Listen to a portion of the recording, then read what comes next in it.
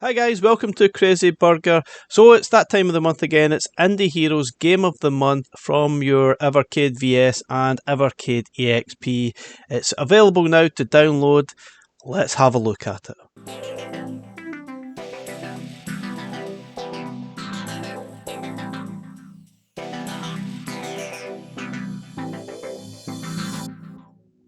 Okay guys, so let's look at the Game of the Month for June. Amazingly, we're at June already for Indie Heroes Game of the Month. This is Nyghtmare, the Ninth King. And I'm pretty sure I've played this before. Maybe it's part of a predictions video at the start of the year. I'm pretty sure I recognise it and have played it. I think this is an actual Game Boy Color game. I might be completely wrong. But this will be part of Indie Heroes Collection 4 and it will release around about February 2025. I think the best way of describing it is a platformer RPG style game. It's a little bit like a cross between Bis and Night and Magic, if you remember that game from Indie Heroes Collection 3, which obviously was a little bit of an average style game. I've not played this one too much, so I'm not entirely sure what it's like, to be honest. So my experience will be apparent throughout the video. I'll give you my honest opinion as we go. But yeah, it's basically an RPG style platformy game. You can choose between a couple of characters, and it is pretty basic. It's not too in depth. I don't think it's not like a really in depth RPG style game. It's more of a platformy style thing, but it's all right. It looks nice enough, and I'm pretty sure it is a Game Boy Color title. Pretty straightforward. Jump and slash by using your your weapon. Anyway guys, I'm not going to go in too in depth. I'll leave the link if you want to read through this. But without further ado, let's jump straight into the game.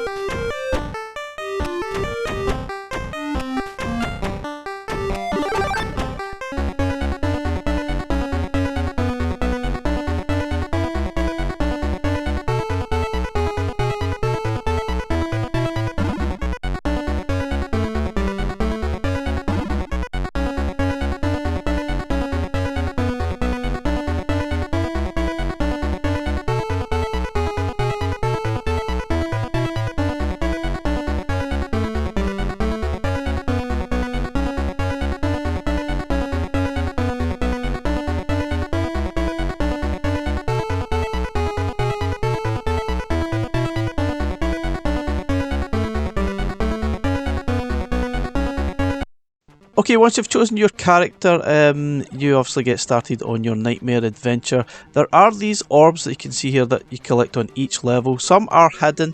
I think there's one per each stage. I'm not sure if you get a different ending depending on how many you collect or if you miss any. This is a health point or a checkpoint, I'm not entirely sure. Obviously try and destroy the lanterns as well, because you get a projectile that adds to your second weapon count. And you press the select button to fire that projectile out to try and destroy the enemies from afar, which is definitely very handy later on in the game.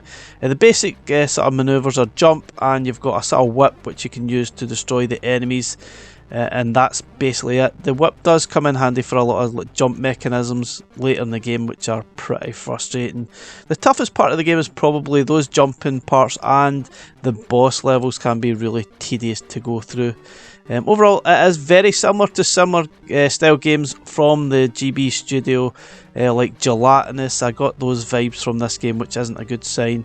And the Night and Magic game, and also maybe a little bit of Bis.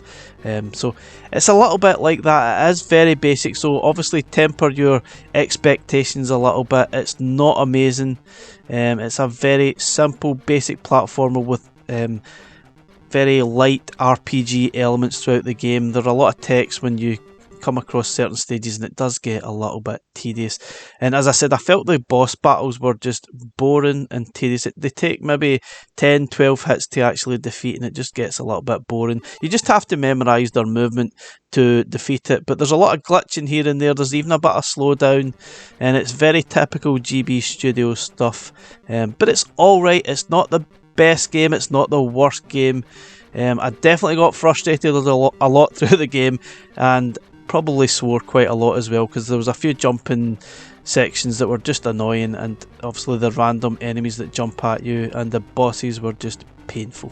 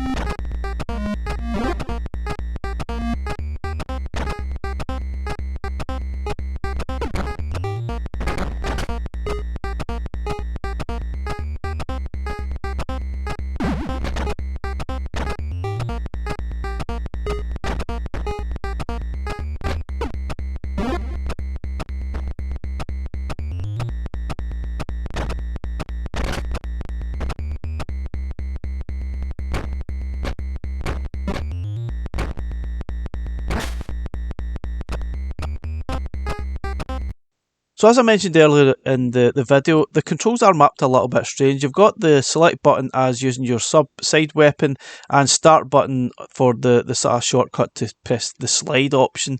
The controls are a little bit weird. I don't know why you would have them mapped to those buttons. It makes more sense to map them to the shoulder buttons perhaps, but it is Blaze. They do make some strange decisions sometimes with controls, and obviously you will get prompts sometimes in the game to press A or press B, and it probably will be the other way. It's just typical standard fare for Game Boy, Game Boy Advance, Game Boy Color games on Evercade. It just seems to happen all the time. Personally, I thought the game was okay, probably verging on very average and very typical from the games we see from maybe the Game Boy Studio and obviously the other NES Maker platforms that we see. It's not the worst, it's not the best. There's a lot of frustration throughout the game, but I suppose we have to appreciate that it's pretty good to get these games on to Evercade as a platform, because it's quite cool that Blaze are supporting these sort of companies that make these independent games. If you want to buy this game, it's going to cost you a whopping $55 physical copy. You can buy a digital copy for $6.66, but a whopping $55 if you wanted the physical copy, which sadly is now, or maybe happily it is now, sold out, so you won't actually have to bust the bank to pay that. Not sure who would want to pay that for a game that like this. It's not an amazing game. You wouldn't want to pay this back in the day on your Game Boy Color. You'd be pretty gutted if you did pay that type of money. So far, I would say it was a very lacklustre start to Indie Heroes Collection 4. 3 titles so far as Game of the Month, and I'd say 3 very poor to average titles. Hopefully there's some better ones on the horizon that will obviously warrant a purchase for this cart when it gets released in 2025. Again guys, let me know what you think. Thanks for watching. Bye for now.